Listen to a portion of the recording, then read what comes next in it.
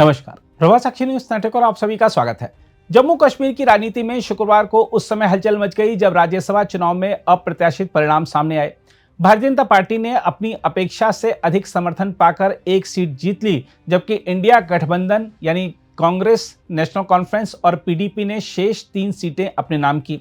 BJP के प्रदेश अध्यक्ष सत शर्मा ने नेशनल कॉन्फ्रेंस के प्रवक्ता इमरान नबी डार को हराया, जबकि बीजेपी के पास महज 28 विधायक हैं, लेकिन सत शर्मा को 32 वोट मिले। 4 अतिरिक्त वोट कहां से आए, यह अब सबसे बड़ा राजनीतिक सवाल है। मुख्यमंत्री उमर अब्दुल्ला ने आरोप लगाया है कि 4 विधायकों ने जानबूझकर गलत प्राथमिकता क्रम अंकित कर अपने वोट अमान्य किए और बीजेपी की मदद की।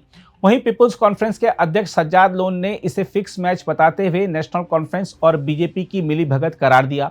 यह चुनाव इसलिए भी खास था क्योंकि 1 दशक से अधिक समय बाद जम्मू कश्मीर में राज्यसभा चुनाव हुआ है। 88 में से 86 विधायकों ने मतदान किया, जिसमें 1 वोट डाक से डाला गया। एनसी के उम्मीदवार चौधरी मोहम्मद रमजान और साजिद किचलू पहली 2 सीटों पर आसानी से विजयी रहे, जबकि तीसरी सीट पर पार्टी को कांग्रेस और पीडीपी का समर्थन मिला। कांग्रेस इस बार पहली बार राज्यसभा चुनाव में अपना उम्मीदवार नहीं उतार सकी क्योंकि नेशनल कॉन्फ्रेंस ने उसे केवल चौथी असुरक्षित सीट देने का प्रस्ताव दिया था। बीजेपी ने अपने उम्मीदवारों को जिताने के लिए विपक्षी खेमे में सेंधमारी की और अंततः अपने प्रदेश अध्यक्ष सत शर्मा को जिताने में सफल रही।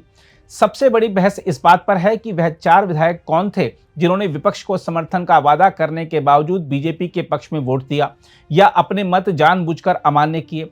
चूंकि राज्यसभा चुनाव में मतदान गोपनीय नहीं होता, फिर भी निर्दलीय विधायकों को अपने मतपत्र दिखाने की बाध्यता नहीं है। राजनीतिक दृष्टि से देखें तो यह परिणाम विपक्षी एकता के भीतर विश्वास के संकट की ओर संकेत करता है। इंडिया गठबंधन की कथित मजबूती अब प्रश्नों के घेरे में है। जम्मू कश्मीर जैसे संवेदनशील राज्य में जहां क्षेत्रीय दलों की राजनीति पहचान और अस्मिता के सवालों से जुड़ी होती है, ऐसे परिणाम गठबंधन की नैतिक साख पर असर डाल सकते हैं। देखा जाए तो नेशनल कॉन्फ्रेंस को इस परिणाम के बाद आत्ममंथन करना होगा। उसने कांग्रेस और पीडीपी के साथ मिलकर 3 सीटें तो जीत लीं, लेकिन चौथी सीट पर पराजय से यह स्पष्ट है कि उसकी पकड़ पूरी तरह मजबूत नहीं रही। असुरक्षित सीट पर हार ने यह भी दिखाया कि एनसी को अपने सहयोगियों पर भरोसा नहीं था और शायद यही रणनीतिक गलती भारी पड़ी। जम्मू कश्मीर में बीजेपी का यह परिणाम राजनीतिक पुनर्स्थापन के संकेत भी देता है। 2019 के बाद से जब से अनुच्छेद 370 हटाया गया, बीजेपी को स्थानीय राजनीति में बाहरी दल की तरह देखा जा रहा था, लेकिन इस चुनाव में क्रॉस वोटिंग के सहारे सीट जीतकर बीजेपी ने यह संदेश दिया है कि वह अब भी क्षेत्रीय सत्ता संतुलन को प्रभावित करने की क्षमता रखती है। यह परिणाम राष्ट्रीय स्तर पर भी इंडिया गठबंधन के लिए झटका है। यह दिखाता है कि विपक्ष की एकता केवल औपचारिक है, जमीनी स्तर पर मतभेद और स्वार्थ राजनीति पर हावी है। कांग्रेस की भूमिका विशेष रूप से कमजोर दिखी क्योंकि वह ना तो अपनी राज्य इकाई की बात मनवा सकी, न ही चौथी सीट पर जोखिम लेने का साहस दिखा सकी। साथ ही सज्जाद लोन की फिक्स मैच वाली टिप्पणी केवल राजनीतिक बयान नहीं बल्कि स्थानीय राजनीति में अविश्वास के बढ़ते माहौल का संकेत है। जब जनता यह देखती है कि विधायकों की निष्ठा किस दिशा में झुकती है, तो लोकतंत्र पर भरोसा कमजोर पड़ता है।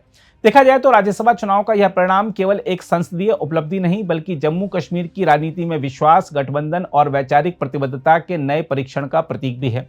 बीजेपी ने दिखा दिया है कि वह अभी भी अप्रत्याशित समीकरण बनाकर खेल पलट सकती है। वहीं नेशनल कॉन्फ्रेंस और उसके सहयोगियों को यह समझना होगा कि केवल बीजेपी विरोध की राजनीति अब पर्याप्त नहीं है। बहरहाल आइए देखते हैं मुख्यमंत्री उमर अब्दुल्ला और विजयी उम्मीदवारों की प्रतिक्रिया। 3-1 से किसी को शिकायत होनी नहीं चाहिए।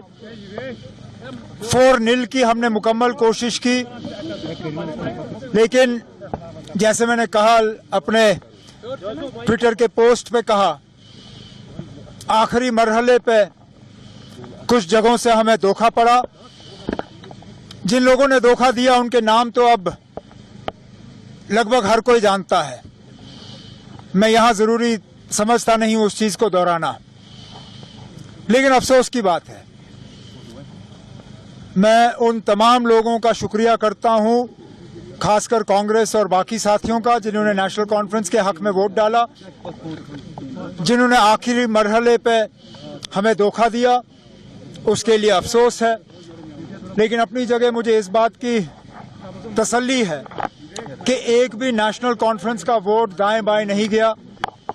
तमाम वोटर जो हैं उन्होंने अपने पोलिंग स्लिप जो हैं हमारे चीफ एजेंट को दिखाए और एक भी वोट नेशनल कॉन्फ्रेंस का ज़ाया नहीं हुआ। सर बीजेपी का कहना है कि कल 4 विधायक उनके साथ चले गए और वो तो 40 होंगे। उन्होंने 40 होंगे, कितना बड़ा कंसर्न? न कोई कंसर्न नहीं है। कंसर्न इतना है कि ये लोग हमारे साथ रह के हमारी मीटिंगों में शामिल होके हमारा खाना खाने के बाद बीजेपी के साथ घुल मिल गए। अच्छा होता अगर इन लोगों की हिम्मत होती कि वो खुलेआम कहते कि हम बीजेपी की मदद करना चाहते हैं, जिस तरह हमारे हंदवाड़ा के एमएलए ने किया। वो बीजेपी के खिलाफ वोट डालना नहीं चाहता था, अब बड़े बड़े रील निकाल रहा है प्रोफेसर की तरह, लेकिन उनकी कोई मजबूरी थी, जिस मजबूरी के बुनियाद पे वो बीजेपी को जो है नुकसान नहीं पहुंचाना चाहता था, तो उसने खुल्लम खुल्ला इलेक्शन जो है उसको बॉयकॉट किया, वो एब्सटेन कर गए। लेकिन जिन लोगों ने चोरी छुपे बीजेपी की मदद की, उनको अब हिम्मत होनी चाहिए, खुलेआम आके कहें कि हाँ जी हमने या तो बीजेपी के हक में वोट डाला या बीजेपी को फायदा पहुंचाने के लिए हमने अपने वोट को जो है खराब किया। आप पीडीपी को थैंक्स करना चाहेंगे? आप जिन्होंने हमें वोट दिए, जिन्होंने नेशनल कॉन्फ्रेंस के उम्मीदवारों की कामयाबी के लिए मेहनत की, मैं उन सब का शुक्रिया करता हूँ। सबने जो है भारतीय जनता पार्टी के प्रति अपना समर्थन दिया है। मैं आभार प्रकट करना चाहता हूं देश के प्रधानमंत्री जी का, माननीय अध्यक्ष जेपी नड्डा जी का, माननीय अमित शाह जी का, कि जिनके माध्यम से मुझे इस सीट के ऊपर उतारा गया। और आप सोच लीजिए, समझ लीजिए और ध्यान में हम सबके रहना चाहिए कि 28 हमारे मेंबर थे, लेकिन 4 मेंबर्स ने अपनी अंतरात्मा से भारतीय जनता पार्टी को वोट दिया, नरेंद्र भाई मोदी जी को समर्थन दिया। ये सीधे तौर पर दर्शाता है कि प्रधानमंत्री जी के प्रति लोगों के मन में, विधायकों के मन में कितना प्यार है। सेवक बनकर मैं 6 वर्ष तक लोगों की सेवा करूंगा, लोगों के बीच में रहूंगा।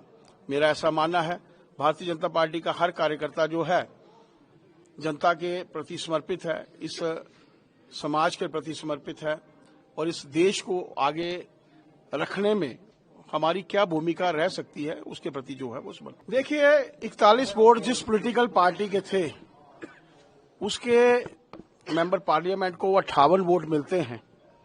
आप सोच सकते हैं कि वो जो 17 वोट थे, क्या अंतरात्मा की आवाज के ऊपर वोट देना गलत है?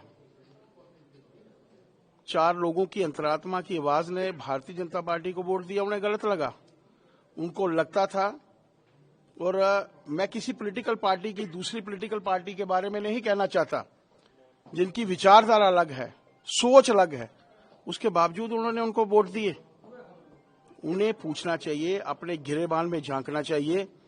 और भारतीय जनता पार्टी ने इतिहास रचा है, बड़गाम में भी वो इतिहास रचने जा रही है, नगरोटा में भी भारतीय जनता पार्टी इतिहास रचने जा रही है। इस देश में रहने वाले कितने नागरिकों को हमारे मुख्यमंत्री जी पूछेंगे? 1 वर्ष का जो हिसाब है उनसे लीजिए। इस 1 वर्ष के अंतराल में उनके माध्यम से क्या कार्य हुए हैं, कितनी प्रमोशंस हुई हैं, कितनी ट्रांसफर्स हुई हैं, वो हिसाब लेने की आज आवश्यकता है। जितने लोगों ने वोट दिए हैं उन्होंने अपनी अंतरात्मा के साथ भारतीय जनता पार्टी को वोट दिए हैं, ये कोई मायने नहीं रखता। और आप मानकर चलिए कि भारतीय जनता पार्टी ने जो इतिहास रचा है वो अपने आप में एक उदाहरण है। और मैं एज ए कार्यकर्ता ही मैं कहूंगा, मैं नेता तो हुआ नहीं, एक कार्यकर्ता के नाते मैं देश की सेवा में अग्रणी रहूंगा, इस समाज की सेवा में अग्रणी रहूंगा और पार्टी के हित में जो कार्य होंगे उनको करता रहूंगा। सबसे पहले तो रब का शुक्रिया अदा करना चाहिए, जो रब इज्जत और जिल्लत देता है। इसका अपने रब का हम जितना भी शुक्रगुजार रहेंगे उतना कम है। उसके बाद फिर अपनी लीडरशिप, पार्टी लीडरशिप, जिन्होंने इस दूर दराज इलाके को, चनाब खिता है, पीर पंचाल खिता है, दूर दराज इलाके को जो है रिप्रेजेंटेशन दी है राज्यसभा में। मैं कहता हूं कि आप सोच भी नहीं सकते हैं कि लोग कितने खुश हैं इस फैसले से। और आज जो ये कामयाबी हुई है, आप देख रहे हैं कि 2 घंटे से यहाँ मैं अंदर से बाहर नहीं आ पा रहा हूँ।